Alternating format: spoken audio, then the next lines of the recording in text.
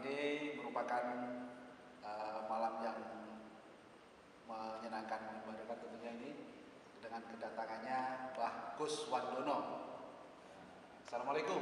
Waalaikumsalam warahmatullahi wabarakatuh. Ini panggilannya Mbah Gus ya? Nama panggung. Nama panggung. Jadi ada nama panggung yang artis juga melangkah. Mbah Gus, ini kita ngomong masalah tentang memanah ya, tentunya tidak lepas dari apa yang menjadi aktivitas kegiatan Mbah Gus kesehariannya. Tentunya ini yang digeluti kehidupan sehari-hari itu nggak jauh dari busur ya tentunya. Apa sih yang menjadi motivasi Mbah Gus sehingga menggeluti panahan ini? Ya. Panahan salah satu olahraga yang butuh konsentrasi tinggi, dan satu-satunya olahraga yang paling jujur menurut saya. Nah, jujur. Contohnya olahraga lain kita harus menipu lawan untuk menghasilkan yang terbaik. Tapi kalau di panah tidak ada, harus jujur. Mana harus jujur, mau tembak itu ya itu yang ditembak. Bidikannya jelas ya? Bidikannya jelas. Ya.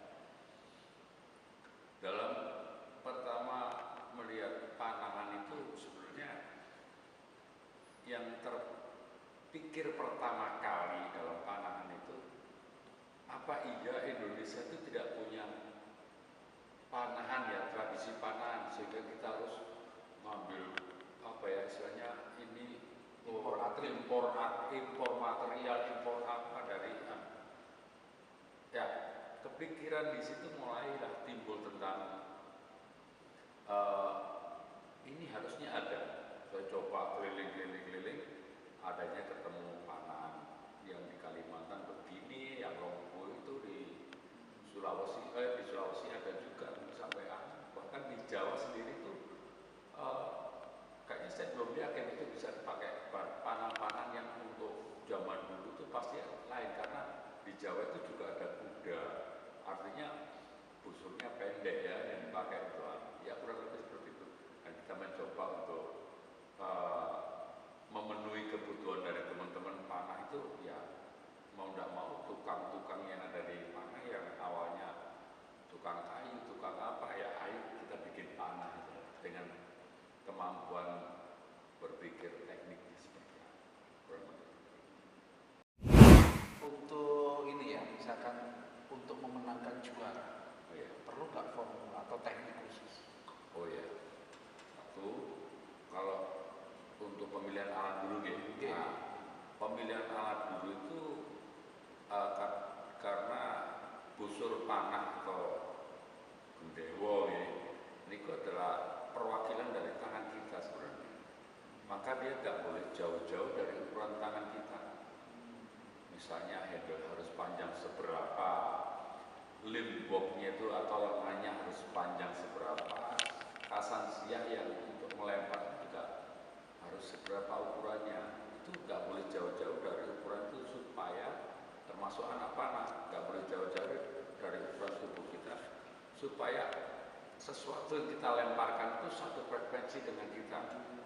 Ya kurang lebih seperti itu. Jadi alat-alatnya. Terus yang kedua masalah tentang kuncian, karena kita harus dilewati oleh string yang sangat kuat yang bisa melukai jempolnya atau jari telunjuknya apa. Itu kita harus pakai safety yang benar-benar safety, sehingga kita nggak berpikir lagi tentang rasa sakit memanah itu. Fokus ke target dan fokus ke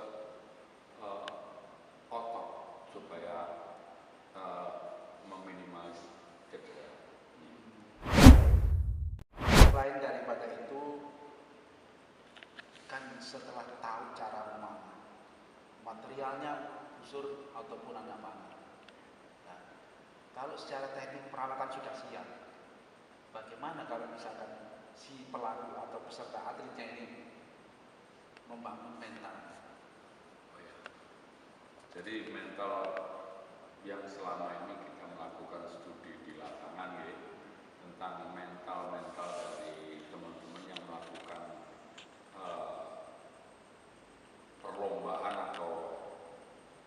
perlombaan panahan ini. Selama ini teman-teman masih kepingin mengalahkan teman yang lain. Ya, padahal kalau dalam yang harus dikalahkan adalah minimal itu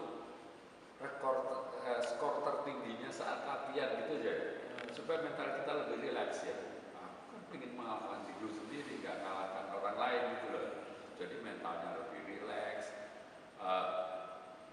nggak ada beban sama sekali yang ya. Nah, itu kan sering terjadi grogi, kadang-kadang grogi, nggak pede. Mungkin dalam saat mana ini ragu-ragu, nyampe nggak. Untuk membangun image dari PD itu sendiri bagaimana, Pak? Soalnya kan karakter anak-anak kan pasti beda-beda. Ya, itu konteksnya pemula. Konteksnya pemula. Tapi kalau pemula memang kita ajarkan untuk anak itu sarana bermain.